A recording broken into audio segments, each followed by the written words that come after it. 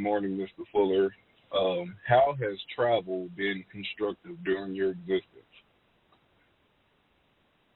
How does travel do what? Yes. How has travel been constructive for you during your existence? How has travel been constructive? As yes, far as for you during your existence. Yes.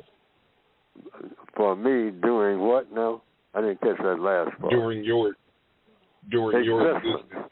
Existence. Yes. Now I'm hearing you. Yes. Well, I think I started traveling before I started traveling. I came up in a little country town, very slow. I go back to the 1930s, and during the summer, it wasn't much to do when I was going to elementary school and high school. So I spent a lot of time in my early years before I started helping out my father's business, like washing dishes and waiting tables, because he ran a restaurant now. But when I have what you call free time, and I had plenty of that, because it's a small town, there wasn't much to do. So I did a lot of reading. So people may not think of it that way, but I travel a whole bunch of places just through the printed page. Books were a rarity at the time that I was very, very young. I mean, so I pick up every book that Sears and Roebuck catalog. I mean, that was something. Just looking through that at an early age. I spent half a day just looking through a catalog, just looking at the pictures, and then learn how to read, and then start reading what was in the catalog. So anytime I saw a book, I picked it up to see what that book was about. You got zillions of books out here now that's available everywhere. I mean, people are overwhelmed. They're drowning in books. But a book was something that you handled very carefully back in the 1930s. Any kind of book. So I read some books I read 3 and 4 times because it wasn't very many books to read where I was.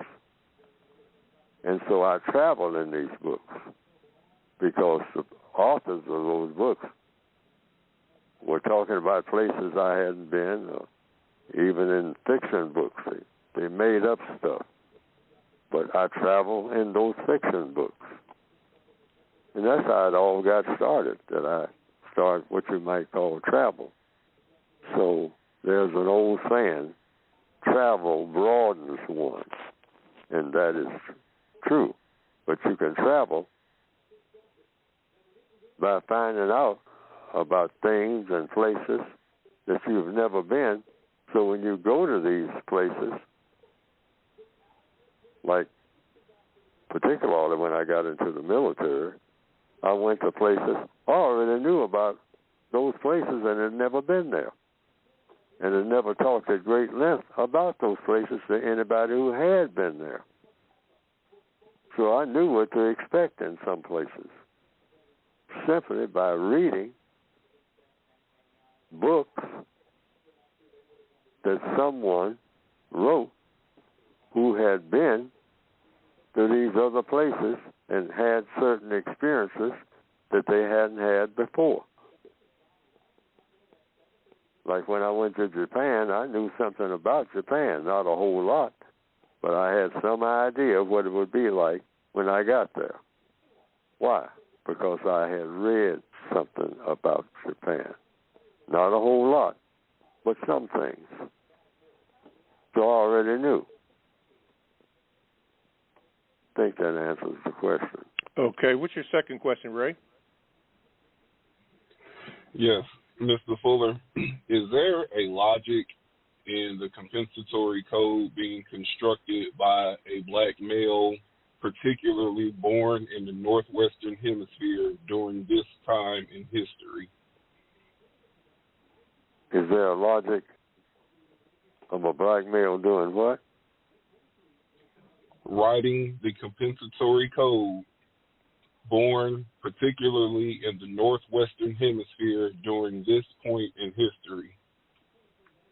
Or logic in writing compensatory codes? Yes. You as a black male, is there a universal logic in the compensatory code being produced by a black male born in the Northwestern Hemisphere during this time in history, after all that has occurred during the system of white supremacy? Well, I guess it's got to be my fault because I respond just to everybody the same way just about all the time with every question.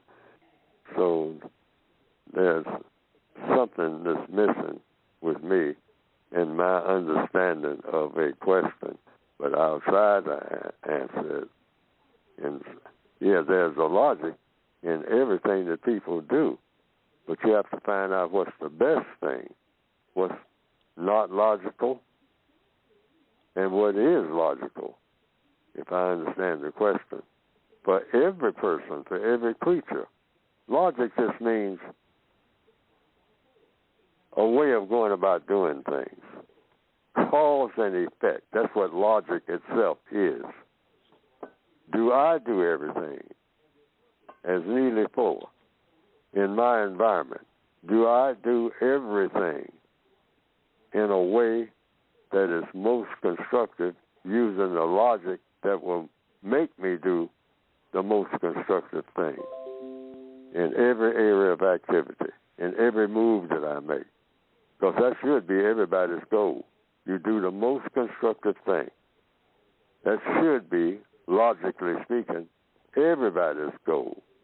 When you make any move, when you get up and walk across a room from one chair to another, was the result constructive? See, you always think about two words, constructive results. When I sit down to eat, when I look at what's on this plate, and I'm fixing to eat a steak, is that steak going to produce a constructive result? Because it's going to do something. And that something is going to be constructive or non-constructive when it goes into my body. So the question is, the steak, what we call steak, when you consume it as a person, does it build your body up or does it tear it down? Because it's going to do one or the other. If you eat a bag of potato chips, is it building your body? Is it making your body more constructive, more healthy? Or is it making your body weaker? Now, potato chips may taste good, but is it having a constructive effect on your body, Neely Fuller, or is it non-constructive? Because no such thing is in between. Pardon me, Mr. Fuller. We're going to have to leave it there because